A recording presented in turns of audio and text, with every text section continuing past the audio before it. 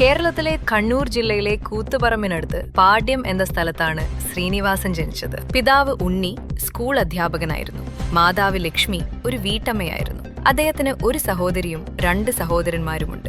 School ജീവിതം Kathirur government സ്കൂളിൽ, ശ്രീനിവാസൻ കലാലയ ജീവിതം മട്ടന്നൂരിലെ പഴശ്ശിരാജ NSS കോളേജിൽ പൂർത്തിയാക്കുകയും സാമ്പത്തിക ശാസ്ത്രത്തിൽ അവിടെ നിന്ന് ബിരുദം നേടുകയും ചെയ്തു. പിന്നീട് 1977 അദ്ദേഹം മദ്രാസിലെ ഫിലിം ആൻഡ് ടെലിവിഷൻ ഇൻസ്റ്റിറ്റ്യൂട്ടിൽ നിന്നും സിനിമാ അഭിനയത്തിൽ ഡിപ്ലോമ എടുത്തു. പ്രശസ്ത സിനിമാ നടൻ രജനികാന്ത് സഹപാഠിയായിരുന്നു. നർമ്മത്തിനു പുതിയ ഭാവം നൽകിയ അദ്ദേഹം സ്വന്തം സിനിമകളിലൂടെ സാധാരണക്കാരന്റെ പ്രശ്നങ്ങൾ നർമ്മത്തിന്റെ സഹായത്തോടെ വെള്ളിത്തിരയിലെത്തിച്ചു. സംവിധായകനും പിന്നണി ഗായകനും നടനുമായ വിനീത് ശ്രീനിവാസൻ മകനാണ്. ഇളയ മകൻ ധ്യാൻ സഹോദരൻ സംവിധാനം ചെയ്ത ത്രില്ലർ സിനിമയായ തിരയിലൂടെ ചലച്ചിത്ര രംഗത്ത് അരങ്ങേറ്റം കുറിച്ചിരുന്നു. സിനിമാ രംഗത്തേക്ക് ശ്രീനിവാസൻ പ്രവേശിക്കുന്നത് അഭിനയ ഡിപ്ലോമ കഴിഞ്ഞതിനു ശേഷം 1976 PA ബക്കർ സംവിധാനം ചെയ്ത മണിമുഴക്കം എന്ന ചിത്രത്തിലൂടെയാണ്.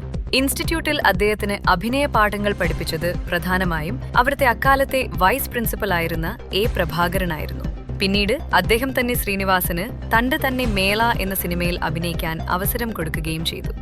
ഒരു മികച്ച ഡബ്ബിംഗ് ആർട്ടിസ്റ്റ് കൂടിയായ ശ്രീനിവാസൻ വിധിച്ചതും കൊതിച്ചതും വിൽക്കാനുണ്ട് സ്വപ്നങ്ങൾ, ഒരു മാടപ്പിറാവിന്റെ കഥ, KG ജോർജിന്റെ മേള എന്നീ ചിത്രങ്ങളെ മമ്മൂട്ടിക്ക് വേണ്ടിയും ഒരു മുത്തശ്ശി കഥ എന്ന ചിത്രത്തിൽ തമിഴ് നടൻ ത്യാഗരാജന് വേണ്ടിയും ശബ്ദം നൽകിയിട്ടുണ്ട്. അതുപോലെ തന്നെ പല്ലാങ്കുഴൽ എന്ന ചിത്രത്തിൽ നായകനായി അഭിനയിച്ച സാംബശിവനു ശബ്ദം നൽകിയതും ശ്രീനിവാസനായിരുന്നു.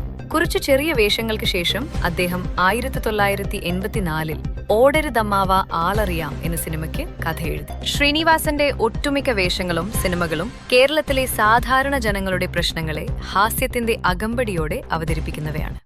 പല സാധാരണ സാമൂഹിക പ്രശ്നങ്ങളും കുറുക്കിക്കൊള്ളുന്ന സംഭാഷണങ്ങൾ കൊണ്ടും അതിന്റെ സന്ദർഭ പ്രാധാന്യം കൊണ്ടും അവിസ്മരണീയമാക്കുക എന്നത് ശ്രീനിവാസന്റെ സിനിമകളുടെ പ്രത്യേകതയാണ്. ശ്രീനിവാസന് ഒരുപാട് അവാർഡുകൾ ലഭിച്ചിട്ടുണ്ട്. അവയിൽ പ്രധാനപ്പെട്ടത് ചിലത് ഇനി പറയുന്നു. കേരള സംസ്ഥാന ചലച്ചിത്ര പുരസ്കാരം മികച്ച കഥ സന്ദേശം 1991.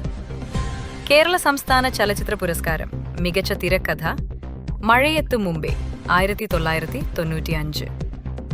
കേരള സംസ്ഥാന ചലച്ചിത്ര പുരസ്കാരം മികച്ച ജനപ്രിയ സിനിമ ചിന്താവിഷ്ടയായ ശ്യാമള 1998. കേരള സംസ്ഥാന ചലച്ചിത്ര പുരസ്കാരം മികച്ച ചിത്രം വടക്കുനോക്കി യന്ത്രം 1979. കേരള സംസ്ഥാന ചലച്ചിത്ര പുരസ്കാരം ജൂറിയുടെ പ്രത്യേക അവാർഡ് തകരച്ചെണ്ട 2006. 2025 ഡിസംബർ 20 ശനിയാഴ്ച തന്റെ 69-ാം വയസ്സിൽ ശ്രീനിവാസൻ അന്തരിച്ചു.